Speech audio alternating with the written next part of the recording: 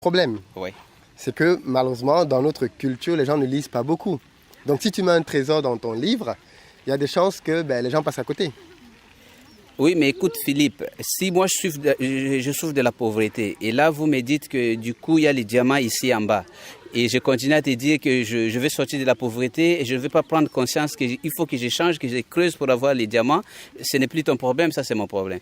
C'est vrai, l'Africain n'aime pas lire.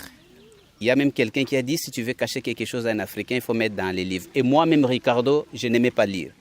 Mais lorsque j'ai découvert que la solution se trouvait dans les livres, nous ne lisons plus pour le plaisir, nous lisons parce que notre vie a de l'importance. C'est le prix à payer pour sortir de là où nous sommes. Parce que la pauvreté actuelle en Afrique, ce n'est pas une pauvreté en termes de ressources naturelles. C'est une pauvreté anthropologique. Ça veut dire une absence de connaissances.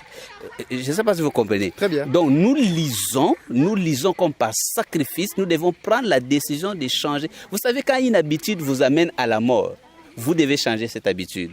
Et je pense qu'aujourd'hui, nous devons prendre conscience que la solution se trouve dans les livres. Et pas n'importe quel livre aussi. Il y a des 50 000 livres qui sont publiés par an. Je ne vous demande pas d'aller dévorer tous les romans qui se trouvent dans les librairies. Vous n'avez pas le temps. Mais il y a des livres qui vous aident à gagner, à réussir la vie personnelle, que ce soit la vie personnelle ou la vie financière. Et ces livres-là, je vous dis, si vous ne les lisez pas, vous pouvez étudier pendant 18 ans, travailler toute votre vie. Non seulement vous allez finir dans la pauvreté, mais votre enfant seront condamnés à faire le même parcours de travailler pour l'argent et rester pauvre. Donc, si vous savez lire, vous êtes obligé donc de changer cette habitude et c'est maintenant.